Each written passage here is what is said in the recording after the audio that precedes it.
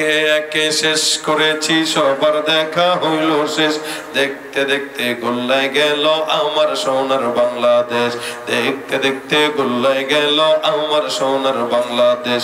কেউ দিল না সবাই নিল, আমরা যে কলুর বলদ, সারা বছর নেয় না খবর, নির্বাচনে খুব দরদ। কেউ দিল না সবাই নিল, আমরা যে কলুর বলদ, সারা বছর নেয় না খবর, নির্বাচনে খুব দরদ। নির্বাচনের আগে নেতায় ধরে কত রকম বেশ, নির্বাচনের আগে নেতায় ধরে কত রকম বেশ, দেখতে দেখতে গোল্লায় গেল আমার সোনার বাংলাদেশ, দেখতে দেখতে গোল্লায় গেল আমার। আল্লাহ পাক ডাক দিয়া বলেন, এই কারণে ইনসান যদি হও কাজ করবা দুইটা, ইস্তিগফার তওবা। মালিক রব্বুল আলামিন বান্দার জন্য দুইটা আমল রাখছেন, দুইটা আমল যদি কোনো বান্দা করে, গুনাহ যত বেশি হোক না কেন, রাসূল বলেন কেউ যদি জবান দিয়া একবার পড়ে আস্তাগফিরুল্লাহ, আমার আল্লাহ পাক রব্বুল আলামিনের হাবিব কয় একবার ইস্তিগফারের মাধ্যমে আমার আল্লাহ বান্দার সমুদ্রের ফেনা পরিমাণ গুনাহ থাকলেও ক্ষমা করে দেয়। সুবহানাল্লাহ। ভাইরা আমার খুব বুঝবেন, ইস্তিগফারের বরকতে আল্লাহ পাক বান্দাকে মুস্তাজাবুদ দাওয়া বানায় দেয়। মুস্তাজাবুদ দাওয়া মানে যা দোয়া করবেন সব কবুল হয়ে যাবে। সুবহানাল্লাহ। ইমাম আহমদ ইবনে হাম্বল রাহমাতুল্লাহি আলাইহি অনেক বড় একজন ইমাম, চার ইমামের অন্যতম ইমাম। ইমামে আহমদ ইবনে হাম্বল রাহমাতুল্লাহি আলাইহি রাত্রিবেলা একদিন সফর করে কোনো জায়গায় যাচ্ছিলেন, খুব বুঝবেন, রাত্রিবেলা সফর করে কোনো জায়গায় যাচ্ছিলেন, হঠাৎ করে রাত্রিবেলা একটা দোকানের মধ্যে ওনার নজর পড়লো। দোকানদাররে ডাক দেয়া কয়, যুবক এই রুটির দোকানে তুমি একা, আমি একজন মুসাফির, দয়া করে তোমার দোকানে আমাকে রাত্রিটা থাকার ব্যবস্থা করে দাও, বড়ই শীত লাগে, কুয়াশা বাইরে। যুবক ডাক দেয়া কয়, হুজুর আপনি মুসাফির আলেম মানুষ, আমার দোকানে আপনাকে স্বাগতম, যতক্ষণ মন চায় যতদিন মন চায় আপনি থাকতে পারেন, আমার কোনো আপত্তি নেই। আগের কালের মানুষের শিক্ষা কম থাকলেও মনুষ্যত্ববোধ ছিল, আর এখন যত বড় শিক্ষিত তত বড় শয়তান। যুবক ডাক দেয়া কয়, ভাই আপনি আলেম দ্বীন, আমার দোকানে আপনি বসেন, আমার কোনো আপত্তি নাই। আল্লাহর বান্দা দোকানে বসলো। দোকানে বসার পর ইমাম আহমদ ইবনে হাম্বল রাহমাতুল্লাহি আলাইহি নজর দিয়া খেয়াল করে তাকায় দেখতেছেন, যেই যুবকের দোকানে বসছেন যুবকটা রুটি বানাইতেছেন। রুটি বানানোর সময় যুবকের জবান বন্ধ নাই, রুটি বেলতেছে আর জবান দিয়া একটা শব্দ আস্তাগফিরুল্লাহ। রুটি বানাইতেছে আস্তাগফিরুল্লাহ, রুটি বেলা শেষ, চুলার মধ্যে দিবে আস্তাগফিরুল্লাহ, রুটি উঠাইতেছে আস্তাগফিরুল্লাহ। কেউ আসলো রুটি কেনার জন্য, টাকা দিল, ধরার সময় আস্তাগফিরুল্লাহ, তাকে রুটি দেওয়ার সময় আস্তাগফিরুল্লাহ। ইমাম আহমদ ইবনে হাম্বল রাহমাতুল্লাহি আলাইহি দেখেন এই যুবকটা একটা সেকেন্ডের জন্য জবান দিয়া ভিন্ন কোনো কথা বলে নাই, যতক্ষণ এই জায়গায় রুটি বানাইতেছে আস্তাগফিরুল্লাহ আস্তাগফিরুল্লাহর জিকির করতেছে। ইমাম আহমদ ইবনে হাম্বল রাহমাতুল্লাহি আলাইহি যুবককে ডাক দেখে, এই যুবক তোমাকে দেখে আমার নবীর কথা, হাদিসের কথা মনে পড়ে গেল। রাসূল সাল্লাল্লাহু আলাইহি ওয়াসাল্লাম বলেন 7 প্রকার বান্দাকে আল্লাহ পাক আরশের নিচে ছায়া দেয়, এর মধ্যে ওই প্রকার যুবক কশাবুন নাশা ফি ইবাদাতিল্লাহি তাআলা, যেই যুবকগুলা তাদের যৌবন বয়সে আল্লাহ পাকের ইবাদতের সময় কাটায়। তুমি তো এমন যুবক, যেই যুবকটা এই জায়গায় বসে বসে এমন কোনো সময় নাই একটা বাড়তি কোনো কথা বলো নাই। আমি তোমাকে অনেকক্ষণ যাবত ফলো করতেছি, তোমার জবানে খালি একটা শব্দ ছাড়া অন্য কোনো শব্দ আমি শুনতে পাই নাই। আমাকে বড় অবাক করলো তোমার আমল, কি কারণে তুমি এরকম ইস্তিগফারের আমল করো? কোন জায়গা থেকে তুমি শিখলা? কে তোমাকে বললো? যুবক ডাক দিয়া বলে, হুজুর আপনি কি আমি জানি না, কিন্তু আমি এই আমলটা করার কারণে আল্লাহ পাক রব্বুল আলামিন আমাকে একটা নিয়ামত দিয়েছেন। কি নিয়ামত? বলে আল্লাহ পাক রব্বুল আলামিন দয়া করে আমাকে মুস্তাজাবুদ দাওয়ার নিয়ামত দান করেছে। সুবহানাল্লাহ ওয়া বিহামদিহি। তার মানে তোমার শব্দ কবুল হয়? বলে আলহামদুলিল্লাহ, আল্লাহর কাছে যা চাই আল্লাহ সব সাথে সাথে দান করে। ইমাম আহমদ ইবনে হাম্বল ডাক দেয়া কয়, তাই নাকি? বলে হ্যাঁ। তবে হ্যাঁ, একটা দোয়া আল্লাহ পাক কবুল করে নাই। হুজুর এতদিন পর্যন্ত যা দোয়া করলাম সব দোয়া কবুল হয়ে গেছে, মালিক এখনো পর্যন্ত একটা দোয়া কবুল করে নাই। যুবকটা ডাক দেয়া কয়, হুজুর সেই দোয়াটা কি আপনি জানেন? বলে না। আল্লাহর কাছে এই পর্যন্ত যত দোয়া করলাম সব দোয়া আল্লাহ পাক শুনছেন। ইস্তিগফারের বদৌলতে আল্লাহ পাক আমাকে মুস্তাজাবুদ দাওয়া বানায় দিয়েছেন। তবে হ্যাঁ, আমি এমন একটা দোয়া আল্লাহর কাছে করতেছি, অনেক দিন ধরে করি, এখনো পর্যন্ত আমার মাওলা আমার সেই দোয়া কবুল করে নাই। যার কারণে আমি আমার জবান থেকে ইস্তিগফারের আমল সরাই না। আমি উঠতে বসতে চলতে ফিরতে হার ওয়াক্তে আমি পড়ি আস্তাগফিরুল্লাহ।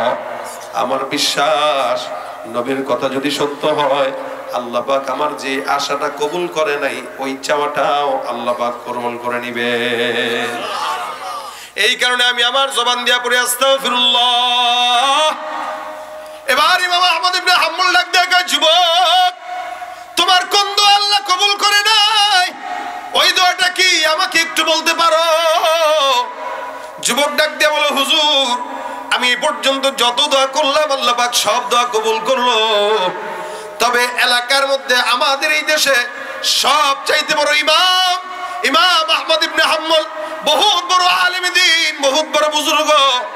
আমি আল্লাহর কাছে এতগুলো বছর ধরে চাই, মালিক আমাকে ইমাম আহমদের সঙ্গে একবারের জন্য দেখা দিয়া দাও। এই জমিনের মধ্যে আমি তার দেখা আমি পেতে চাই। আমার মাওলার কাছে এই দোয়া হাজারবার করতেছি, আল্লাহ পাক এখনো কবুল করে নাই। ইমাম আহমদকে যুবক ডাক দেয়া কয়, হুজুর আমার সব দোয়া কবুল হইলেও ইমাম আহমদের সাক্ষাৎ এই দোয়াটা আল্লাহ পাক এখনো আমার জন্য কবুল করে নাই। ইমাম আহমদ ইবনে হাম্বল রাহমাতুল্লাহ আলাইহি লাফ দেয়া দাঁড়ায় গেছে, যুবকটারে কোলের মধ্যে জড়ায় ধরে কপালে চুমা খায় বলে, যুবক তুমি কত বড় বুজুর্গ তুমি জানো? তোমার দোয়া আল্লাহ পাক রব্বুল আলামিন কবুল করে নাই, তুমি কেমনে বললা? যার কারণে আল্লাহ পাক তোমার সব দোয়া কবুল কেমনে করছে তুমি জানো? এই দোয়াটা আল্লাহ পাক তার চাইতেও অনেক সুন্দরভাবে কবুল করছে। যার কারণে তোমার ইস্তিগফারের বদৌলতে আল্লাহ পাক ইমাম আহমদ ইবনে হাম্বলকে তোমার দোকানে শীতের রাতে কান ধরে আল্লাহ পাক তোমার সামনে দাঁড়া করায় দিছে। এই যে আমি ইমাম আহমদ, যুবক ইমাম আহমদ ইবনে হাম্বলকে দেখে জড়ায় ধরে আল্লাহরে ডাক দিয়ে বলে, আল্লাহ রে তোর সঙ্গে আমার বন্ধুত্ব জমে গেছে রে আল্লাহ। যুবক আল্লাহ পাক রব্বুল আলামিনের বান্দাকে আল্লাহরে ডাক দেয়া, আল্লাহ তোমার সঙ্গে মহব্বত জমে গেছে, আমি তোমার হাবিবের কথা পুঙ্খানু পাইছি। আয় হায়, আমি কোনোদিন কল্পনা করি নাই আল্লাহ পাক আমাকে এভাবে ইমাম আহমদের সঙ্গে দেখা দিয়ে দিবে। ইমাম আহমদ কয়, যুবক রে ইস্তিগফার এমন একটা আমল যার বরকতে আল্লাহ পাক তোর সবচাইতে পছন্দের বান্দা আমার মতো নাখান্দা বান্দাকে রাত্রিবেলা হাঁটতে হাঁটতে তোর কপানের মধ্যে আল্লাহ পাক আমারে নিয়ে বসায় দিয়েছেন। তার মানে বোঝা গেল ইস্তিগফারের আমল যদি কোনো বান্দা করে, আমার আল্লাহ পাক রব্বুল আলামিন ওই বান্দাকে মুস্তাজাবুদ দাওয়া বানায় দেয়। সুবহানাল্লাহ। বাইরে আমার হাসান বসরি রহমাতুল্লাহ আলাইহির আরেকটা ছোট্ট সুন্দর একটা ঘটনা বলে আমি শেষের দিকে যাই, মনোযোগ দিয়ে শুনেন। এগুলো শুধু ঘটনা বলার জন্য নয়, আমলের জন্য বলা। হাসান বসরি রহমাতুল্লাহ আলাইহি বহুত বড় বুজুর্গ। উনার কাছে একজন লোক ঢুকলো, ঢুকে বলে, হুজুর আমার গুনাহ এমন কোনো গুনাহ নাই যে এই গুনাহটা আমি করি নাই, আপনি আমারে ছোট্ট একটা আমল শিখায় দেন যে আমলের কারণে আল্লাহ পাক আমার সব গুনাহ মাফ করে দিবেন। হাসান বসরি ডাক দেয়া কয়, যাও বেশি বেশি ইস্তিগফার পড়বা। কয়, হুজুর কতটুকুন পড়বো? খালি বাসায় যা বলবা আস্তাগফিরুল্লাহ আস্তাগফিরুল্লাহ আস্তাগফিরুল্লাহ। ওই লোকটা চলে যায়, আরেকজন লোক ঢুকে। কিছুক্ষণ পর ডাক দেয়া কয়, হুজুর আমাদের এলাকায় আসমান থেকে বৃষ্টি হয় না, এমন একটা আমল শিখায় দেন যেন আল্লাহ পাক আসমান থেকে গায়েবের ভাবে বৃষ্টির ফয়সালা করে দেয়। হাসান বসরি ডাক দেয়া কয়, যাও তুমিও ইস্তিগফারের আমল করো। প্রথম লোক আসলো গুনাহ মাফের জন্য, তারা দিল কি? ইস্তিগফার। দ্বিতীয় লোক আসলো বৃষ্টির জন্য, তারা দিল কি? ইস্তিগফার। 3 নম্বরে আরেকজন বান্দা ঢুকে, এ ডাক দেয়া কয়, হুজুর আমার দোকানের মধ্যে বরকত হয় না, বেচা কিনা নাই, সম্পদ নাই, এমন ছোট্ট আমল শিখায় দেন যে আমলের কারণে আল্লাহ পাক দোকানের মধ্যে বারাকাত দান করবেন। হাসান বসরি কয়, যাও যাও বেশি বেশি আস্তাগফিরুল্লাহ পড়ো। আল্লাহর বান্দা চলে গেল। আরেকজন বান্দা এসে ডাক দেয়া কয়, হুজুর আমার সন্তান হয় না, বিবাহ করলাম 10 বছর, এমন কোন আমল দেন যে আমলের কারণে আল্লাহ পাক রব্বুল আলামিন সন্তান দান করবেন। আমাদের দেশে কিছু বেআকলের দল আছে যারা সন্তান না হলে সোজা খাজা বাবার দরবারে চলে যায়, মাজারে যায় সন্তান চায়। মাজারের বাবা সন্তান দিতে পারে? সারা জিন্দগি চাইলেও দিবে? অনেক ব্যাককল আছে বাবার দরবারে বউরে মান্নত করে রেখে আসে। বাবা কইছে 1 মাসের ইতিকাফে রেখে যাও তোমার বউরে, বাচ্চা হয় না, দেখতেছি আমল টামল আছে, এনে একদম নিরিবিলি আমল করতে দিবে। আর আপনি মনে রাখবেন, যদি আপনার কোনো বিবিরে যদি কেউ তার খাজার দরবারে বাচ্চা হওয়ার জন্য আমানত দিয়ে আসে, আর ফেরত আসার পরে যদি সন্তান হয়, এটা বাবার কারিশমা না, এটা আপনি মনে করবেন এই সন্তান আপনার না, আপনার বাবের সন্তান। কথা ঠিক কিনা? সন্তান দেনেওয়ালা কে? পীরগিরি আর মাজার পূজা চলছে দেশটা জুড়িয়া, শিরকি আর ভণ্ডামিতে দেশটা গেছে ভরিয়া। গাজার কলকি টান মারিয়া, গাজার কলকি টান মারিয়া দেখায় খাজার শান। ওরা শিক্ষিত শয়তান, ওরা শিক্ষিত শয়তান। ঠিক কিনা? কষ্ট হয়েছেন কেউ আপনারা? সন্তান দেনেওয়ালাকে, সম্পদ দেনেওয়ালাকে কি পড়বেন? আস্তাগফিরুল্লাহ, আস্তাগফিরুল্লাহ। আরেকজন লোক এসে বলতেছে, হুজুর আমার এলাকায় ফসলে বরকত হয় না, এত ফসল দেই আলু হয় না, পেঁয়াজ হয় না। আপনাদের তো মুন্সিগঞ্জে আলু বেশি।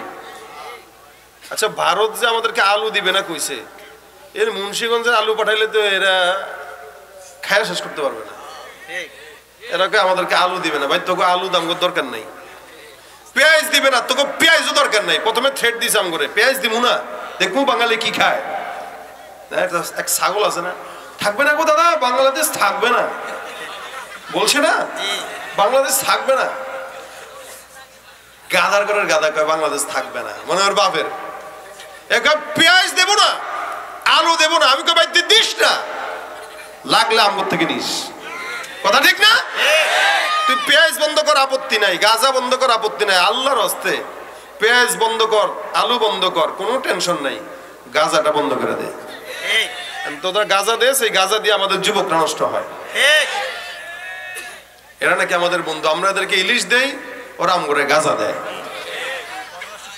আপনারা আলু আর পেঁয়াজের ধান্দা ইন্ডিয়ার থেকে নেওয়ার জন্য করেন না। ওই বড় বড় পেঁয়াজ এগুলো দেখতে না লাগে রুচি, না খাইতে রুচি লাগে। দেশি পেঁয়াজ যে খায় ওই ইন্ডিয়ান পেঁয়াজ ধরেও না। আমি তো জীবনেও কিনি নেই, ও খাওয়ার টাইম আছে। অত বড় জিনিস দিয়ে তো একটা একটা মারার ফন্দি করে। এই যে বড় পেঁয়াজ মারলে তো এর মাথা শেষ। ওই জিনিস দেখতে যেটা চকচকে, এটা খাইতে মজা নাই। আর আমাদের দেশি পেঁয়াজ আলাদা একটা কসমসা ভাব আছে, কি বলেন ঠিক না? তা আমরা আমাদের দেশি জিনিস বাদ দিয়ে তবু জিনিস ব্যবহার করি, এটা তোদের সৌভাগ্য। আমরা না কিনলে তোরা না খেয়ে মরবি, অলরেডি মরা শুরু হয়ে গেছে। এটা থ্রেড দেখ, আপনারা আপনাদের ফসল ফলাবেন, বরকত যদি না হয় ইস্তেগফার করবেন, আল্লাহ বরকত দিবে। এজন্য এখন ইস্তেগফার করার টাইম বেশি, টাইম চলে আসছে। ফসল বরকত হয় না তো ইস্তেগফার করেন। আরেকজন বান্দা এসে কয়, হুজুর আমাদের এলাকায় নদীর পানি শুকায় গেছে, খালের পানি শুকায় গেছে, কি করতে পারি যে এই কথার কারণে, যে আমলের কারণে পানি হবে? তা হাসান বসরি বলেন, যাও তুমি ইস্তেগফার করো। মানে যত মানুষ আসছে আমল কয়টা? একটাই আমল। পাশ থেকে একজন কয়, বুঝলাম না হুজুর, খালি একটা আমলই সবাইরে দিতেছে, আর কি আমল টামল পারে না নাকি? দেখবেন এলাকার কিছু গ্রাম্য ডাক্তার আছে, হাতুড়ি ডাক্তার। মাথা ব্যথা হইলে না পায় এক্সট্রা, জ্বর হইলেও না পায় এক্সট্রা, পেটের ব্যথা না পায় এক্সট্রা, ঠান্ডা না পায় এক্সট্রা। ওর পুঁজি ওইটাই। হাসান বসরির পুঁজি কিন্তু আর এইটা না। বহুত বড় মুসাল্লাম, বুজুর্গ, মুহাদ্দিস, মুফাসসির। উনি বলতেছেন, শোনো, আমি যে এই কথাটা বলছি, এই কথাটা আমার কথা না, আমার পীরের কথা না, বাপের কথা না। আল্লাহ নিজে কোরআনের মাধ্যমে বান্দাকে এই আমল দান করছেন। জোরে কোন সুবহানাল্লাহ। আপনারা কি কথা বুঝতেছেন? কথা কি শুনতেছেন? কষ্ট হইতেছে ভাই? কথা বুঝলেই হইল। আসছেন বুঝতে, বুঝবেন, আমল বাসায় পর্যন্ত নিয়ে যাবেন। একটা মাহফিল থেকে যদি এক একটা আমল নেওয়া যায় ইনশাআল্লাহ জিন্দেগি কামিয়াব। বেশি ওয়াজ দরকার হয় না, রাত 12টা 1টা পর্যন্ত ওয়াজ, এগুলো অযথা। ওয়াজ হওয়া দরকার রাত 10টা পর্যন্ত। 10টায় বাসায় যায় ঘুম দিবে, ফজরের আগে উঠবে, কি ঠিক না? তাহলে না, নয়তো আমি যে ওয়াজ করতেছি তা আমি আমার কারণে যদি আপনারা নামাজ কাজা দেন তাহলে গুনাহ তো আমারই হবে, আমি যতই নামাজ পড়ি, কারণ আমি দেরি করছি। এই জন্য দেরি নয়, ইনশাআল্লাহ যতটুকু শুনবো আমলের নিয়তে শুনবো। আল্লাহ রাসূল আল্লাহ পাক রব্বুল আলামিন বলেন, এবার হাসান বসরি ব্যাখ্যা বলতেছেন, আল্লাহ বলেন ফাকুলতু আস্তাগফিরু রাব্বাকুম ইন্নাহু কানা গফফারা ইউরসিলিস সামাআ আলাইকুম মিদরারা ওয়া ইউমদিদুকুম বিআমওয়ালিন ওয়া বানিন ওয়া ইয়াজআল লাকুম জান্নাতিন ওয়া ইয়াজআল লাকুম আনহারা। এক নম্বরে কোন ইমানদার মুমিন যদি গুনাহ করে আল্লাহ পাক ডাক দেয়া কয় বান্দা ইস্তিগফারের আমল করো, আমি আল্লাহ বান্দা ইস্তিগফার করবে। আল্লাহ পাক রব্বুল আলামিন বলেন এক নম্বর ইস্তিগফারের মাধ্যমে বান্দার সব গুনাহগুলো মাফ করে দিব।